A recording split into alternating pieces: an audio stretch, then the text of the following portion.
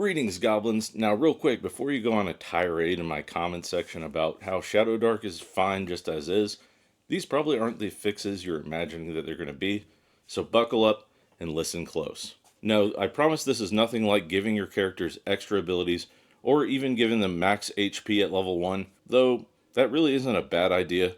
This is something you probably never heard of. When it comes to game design, I like to do a little bit of outside of the box thinking, and this is my own thoughts when it comes to really deadly style games like DCC, Morkborg, or ShadowDark. So sit tight, grab a notepad, pencil, and your popcorn, because we're digging into my 3 ways to change deadly games. And real quick, just before we dive in here, I'm using ShadowDark as my example, but that's only because I'm getting ready to run it for my Discord members in a ShadowDark West Marches style game.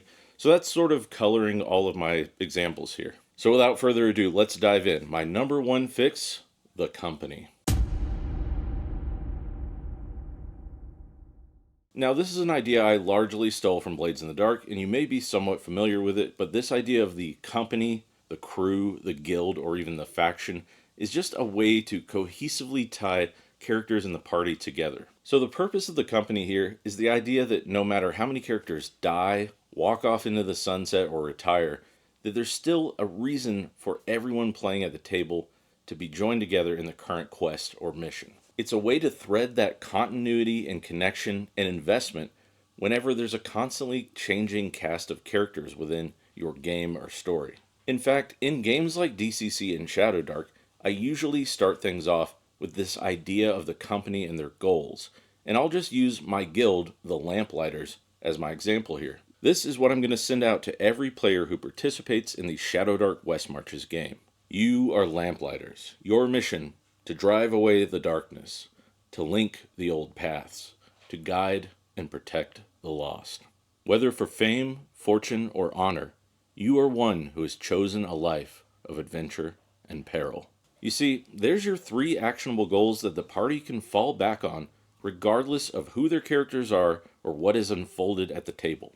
Then I just place a guild captain of the Lamplighters at the local city or stronghold that the characters are operating from, who sort of filters through the different rumors and quests and find missions that align with the Lamplighter goals.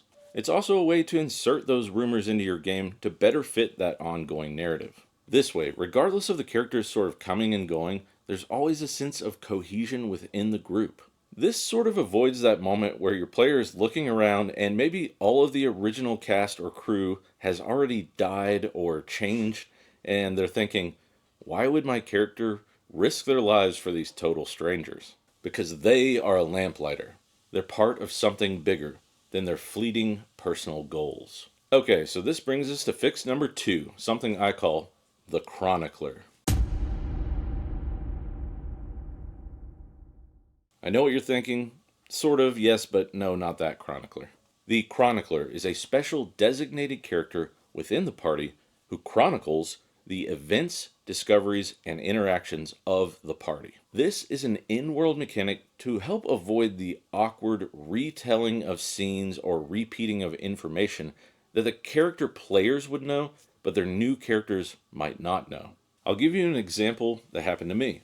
Let's say that your Lamplighters are exploring a dangerous dungeon when an unexpected total party kill happens. Rather than just sort of hand wave what the new party would or wouldn't know, when they arrive on the scene of their recently deceased cohorts, they find the Chronicler's lost journal. The Chronicle has all of the written information that character witnessed up until the point of their untimely demise. And if the circumstances of the TPK feel a little hokey to you, perhaps you can roll a d6 with a 50-50 chance of whether or not the Chronicler had his last moments to scrawl down the events that killed the party before he bleeds out. Or maybe they simply don't know what happened last, and that can be an exciting way to reintroduce an encounter or introduce a random encounter.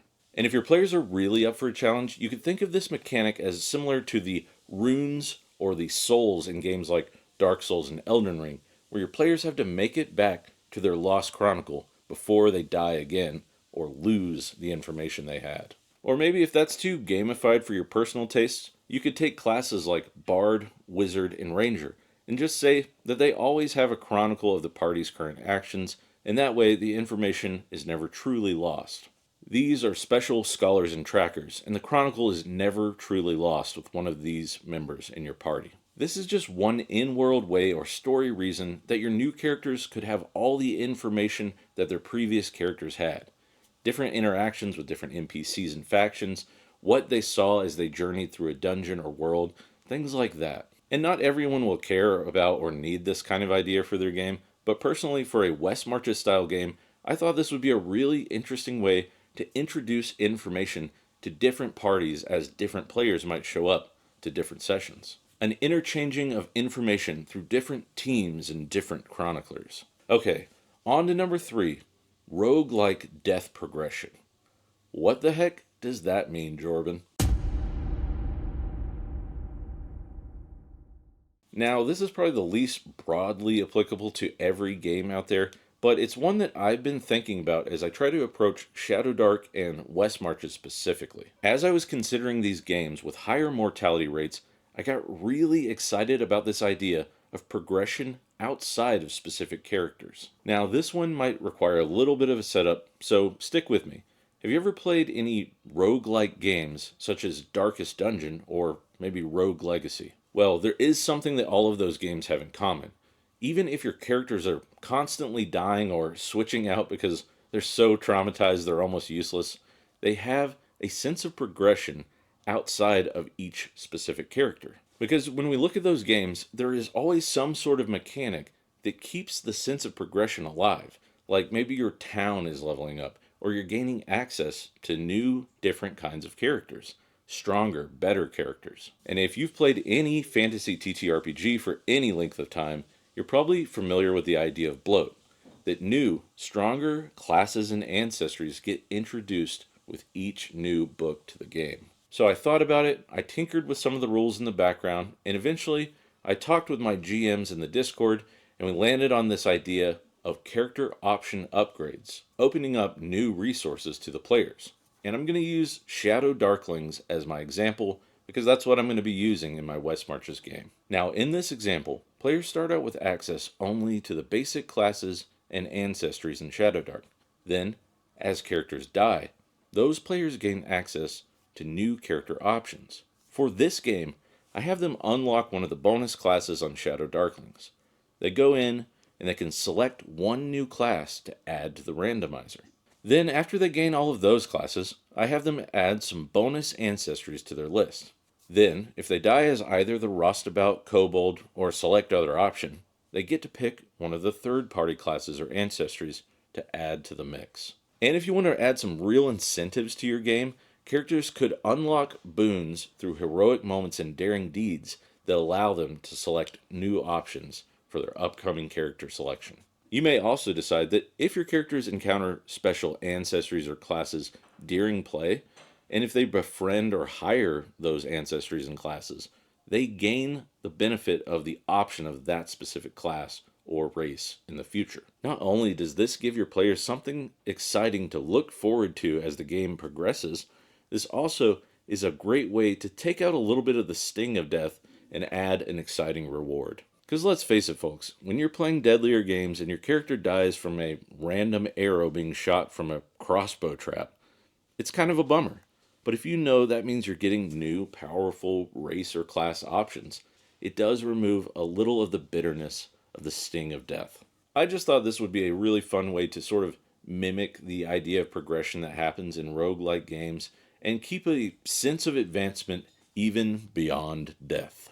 Alright folks, thanks for sticking with me. Hopefully this is something you can apply to any of your old school style games, games like ShadowDark, Morkborg, DCC. Hopefully you enjoy these tips.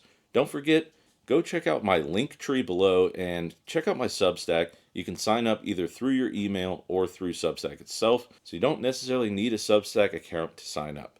And while you're there, follow me on whatever social media you prefer, and keep an eye out as I have a new upcoming podcast that I'm going to be releasing soon, and I think you're going to be excited about one of my very first guests.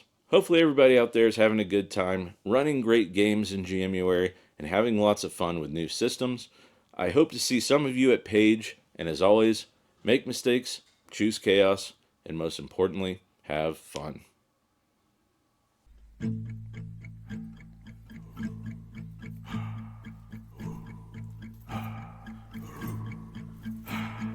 shadows are dark in the dungeon.